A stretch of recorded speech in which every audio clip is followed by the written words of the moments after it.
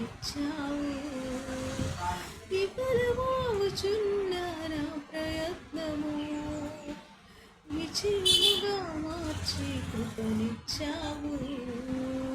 అంతరంగమందున్నా అంతటితో చేస్తున్నా ఆత్మీయ ఆరాధన,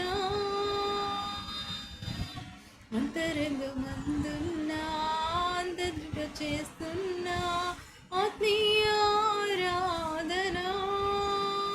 ఇంత ఆశ్చర్య క్రియలు చేసినవయా యేసు, ఉంచలేని ఘనతకు యోగ్యుడవయ్యా.